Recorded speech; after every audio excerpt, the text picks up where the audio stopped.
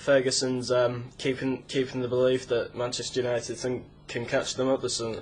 Although Chelsea haven't got the hardest set of fixtures in the world, when it comes to January, I do believe it is the best chance Manchester United are going to have of catching them up and trying to get some sort of lead and cushion over them in the table. Right.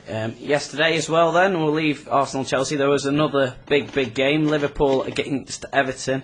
This was a massive win for Liverpool in the scheme of things, and they did manage to pull off a performance and get the 3 points in the end.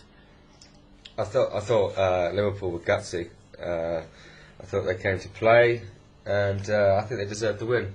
It was a bloody good game, actually, wasn't it? Yeah. Well, if when you watch it though, Liverpool didn't dominate. No, it was two teams low on confidence, putting in a scrap, putting in a fight, both desperate need of the points. Yeah, I thought to lose. I thought they were playing on a knife edge. It could have gone either way. But, I think Gerrard put in a hard-working performance. Well, we'll discuss it further in a minute. Let's first just hear from both managers. Here's Rafa Benitez and David Moyes. You said that after Tuesday's European disappointment that the players were over it, they were up for it. Did they show that today? Yeah, I think so. I think that we won against the Bresson. We couldn't qualify, but we won and we needed to win. And today you could see we were working so hard. It was a very difficult game, tough. They were pushing, it was direct play, set pieces all the time. And we were doing our job in defence and trying to play counter-attack, and we scored 2 goals. David, is that a case of not getting what you deserve from a game? Well, I think so, but you earn it, don't you? You earn your luck by working hard. I thought we worked really hard today, and I was hoping that we'd earn that bit of luck, but we didn't. At 1-0, your goalkeeper produced an amazing double save. He's in sparkling form, isn't he? Yeah, I think that Pepe is a top-class keeper, so he has a fantastic record in the club, and then we are very pleased with him. In Derby week, it's always intense. With the news about the stadium, or lack of a new stadium this week, has it been a particularly difficult week? No, not for us, because the stadiums really get... when you go over the pitch, you're not thinking about the new stadium. In fact, I thought Goodison was great today. I thought the supporters were terrific, the way they got behind the players, because I think the players showed them that they put in a real shift. So Goodison was rocking today, and when it's like that, it's a great place to be. So there you go, David Moyes and Rafa Benitez. Rafa happy with his team's performance, and like he stated, they did go out of the Champions League in midweek, but they did win as well, so it was out of their hands. Too little, too late, I'd say. Yeah, in the Champions League. Too little, too late, but they can definitely take some momentum. In the last few games, there has been an improvement in Liverpool's performances. And you must remember, I mean, as much stick as Liverpool are getting, and they have lost and they have drawn, they're still 5th in the table. They are 13 points behind Chelsea. So we've just been talking about Arsenal, 11 points off the top. Obviously, Arsenal have a game in hand on Chelsea, but 13 points. They've got to be out of the title race of that. Yeah. I think it's done and dusted for Liverpool. I think maybe aim for the top 3, Europe next season. Personally, I believe that's the sort of goals they've got to be setting. Only Manchester United really have a chance of changing Chelsea from winning the title. Really. Chelsea's to lose. Let's just go back to the game yesterday. David Moyes disappointed that his side lost by 2 goals, but he was blaming luck for his team's defeat in the end. You can say that in a way. Obviously, with Mascherano's goal, God, with his celebration, he thought he'd just won the World Cup the way it was going on. But it was certainly very unlucky as the shot was going wide. But when you've got there were 2-3 disallowed goals for Joe, and quite frankly, I think David Moyes needs to sit down with the player and explain the offside rule to him personally.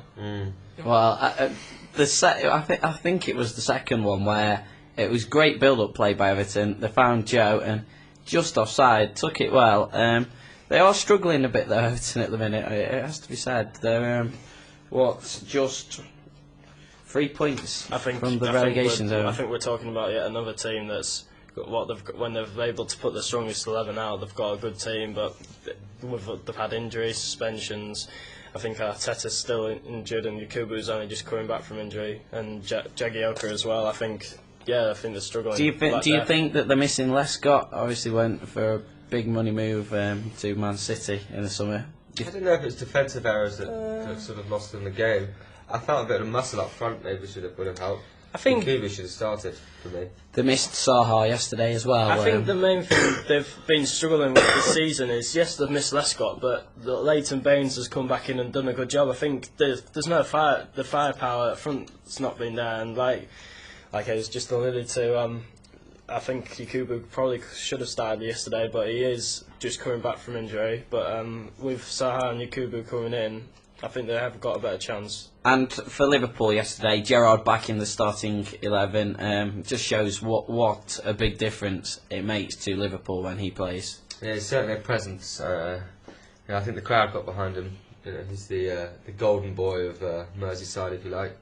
And it was good to see him back on the field. Yeah, It was a hard-working performance defensively and attacking. yeah, it was a decent game to watch actually in the end. So that was Liverpool against Everton. Before we leave that game, just one quick subject. Obviously, everyone's talking about Everton's application for a new stadium being rejected.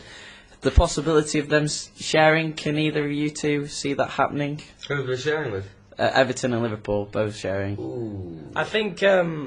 I think back to AC Milan, Inter Milan, doesn't it? Yeah, I think financially and economically it makes sense, but as many ex-players and coaches have been saying of both clubs, I think it's more a question of would both sets of fans and supporters allow it to happen.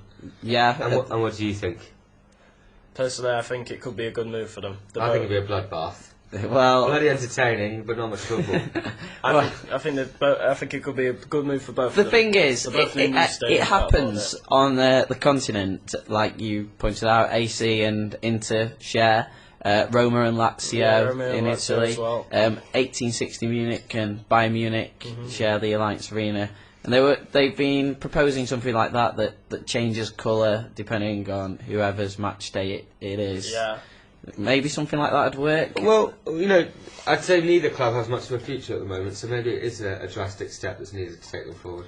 Yeah. As it stands, they both need new stadium, both can't afford one. Okay, well, we will be back in a minute to discuss the rest of yesterday's Premiership results. This is Sportscast. So this is Sportscast, brand new podcast from Leeds Trinity. We're talking about yesterday's Premiership results. Let me just quickly run through them. We've already talked about Arsenal, who lost 3-0 to Chelsea. Everton 0, Liverpool 2, and another big game yesterday was Wolves and Birmingham in a big derby. Birmingham got the win there. Did you see that goal from Lee Bowyer? Yeah, he's in the form of his life at the moment. 2 goals, 2 games. Yeah. Aston Villa 1, Tottenham 1. Big game that, we'll discuss that in a moment. Blackburn 0, Stoke 0, Fulham 1, Bolton 1, Man City 1, Hull 1, Portsmouth 1, Manchester United 4, West Ham 5, Burnley 3. 5 goals for the Hammers. Yeah, good innings. I enjoyed that game thoroughly. Burnley managed to give a good account of themselves in the last half an hour.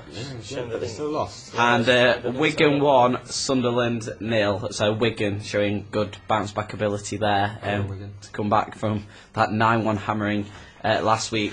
Let's move on to Manchester United then, seeing as we've talked about the other title challenges. 4-1 win at Portsmouth. How did you two guys see yesterday's game?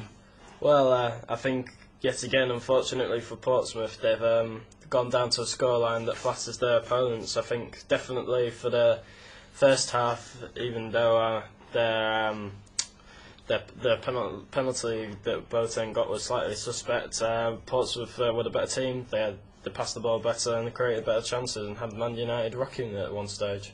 It has to be said that Portsmouth, though rock bottom of the table, they are playing pretty decent football at the minute. They're on 7 points, so they're 7 points behind West Ham now.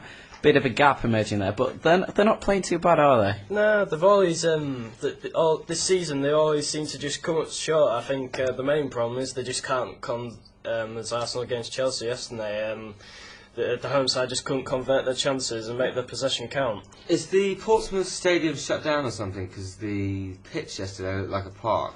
No, it's not. That's just Fratton Park. It is a bit intimidating for the top teams to go to. It's a real old-fashioned stadium. It certainly takes you back to your youth. It's certainly not Old Trafford. Yeah. No, it's not.